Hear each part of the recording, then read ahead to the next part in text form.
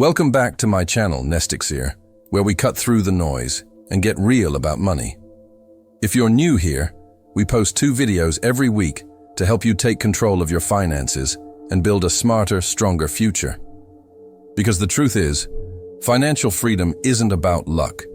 It's about knowing what to do, when to do it, and how to make your money actually work for you. So, if you're ready to face financial reality with confidence, hit that subscribe button and let's get into it.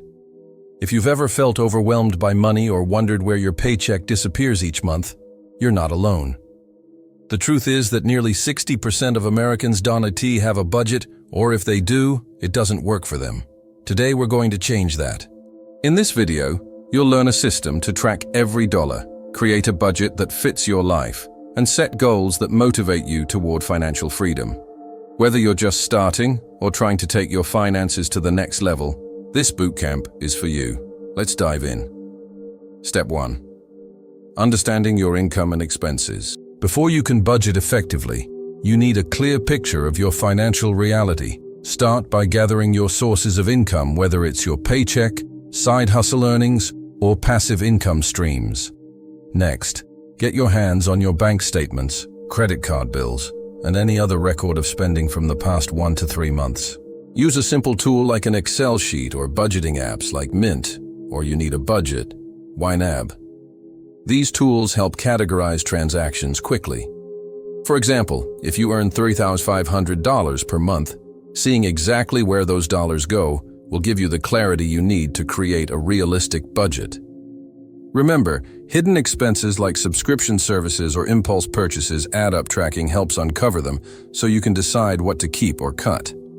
Step 2. Categorizing your expenses. Fixed, variable, and discretionary. Once you know your total expenses, break them into categories. Start with fixed expenses, those regular monthly bills you can't avoid, like rent, mortgage, or car payments. For instance, a typical rent might be $200, and utilities could add another $200. Next, list variable expenses. These fluctuate month to month: groceries, dining out, gas, entertainment. Say groceries average $400 monthly and dining out $150s. These are often the areas where you can find wiggle room. Finally, discretionary spending covers non-essentials, like hobbies or lifestyle upgrades.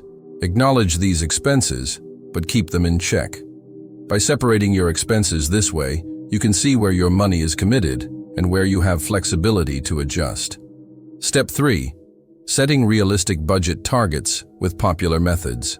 There are many budgeting methods, but one of the easiest to start with is the 50-30-20 rule. This allocates 50% of your income to needs, 30% to wants, and 20% to savings or debt repayment.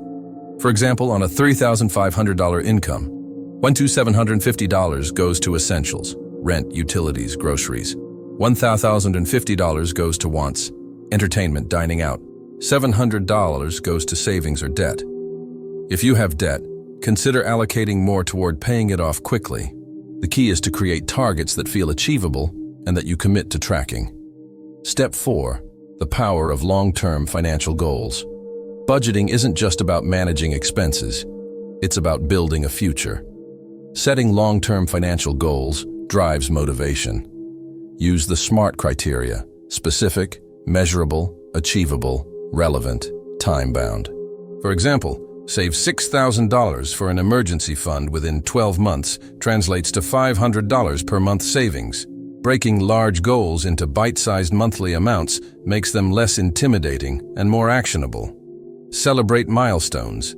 Each $500 saved brings you closer to security and peace of mind. Step 5. Building savings and managing debt wisely.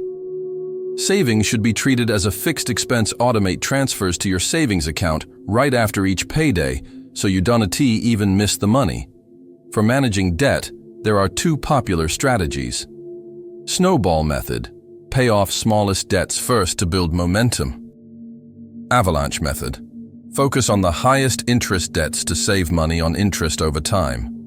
For instance, if you owe a $2,000 credit card balance at 18% interest and a $5,000 loan at 8%, the avalanche method targets the credit card first because it costs you more. Step 6. Practical tools and apps to help you stay on track. To make budgeting easier, use apps like Mint, YNAB, or PocketGuard. These track expenses across accounts, send bill reminders, and offer insights on spending habits. Some apps also provide personalized financial advice, alerting you when you're overspending or suggesting areas to save. Find one you connect with and use it as your daily financial dashboard. Step 7. Reviewing and adjusting your budget regularly. Budgets are dynamic, not set it and forget it.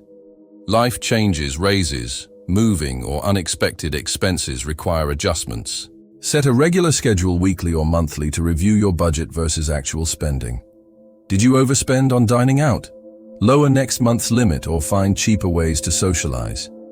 Use this review time to update your goals, celebrate achievements, and refine your budgeting categories. Step 8. Staying accountable and motivated. Sticking to a budget can be challenging. Find accountability by sharing your goals with a friend, family member, or even community groups online. Consider creating challenges for yourself, save an extra $20 per week, or go a no-spend weekend. These small challenges make budgeting less boring and more rewarding. Budgeting is a skill anyone can learn, and with the right system, patience, and persistence, you can control your money instead of letting it control you. Download the free budgeting template linked below, start tracking today, and remember, every financial journey begins with a single step.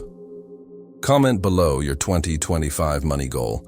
We're here to support you every step of the way. Thanks for watching, and remember your money should be working harder than you do.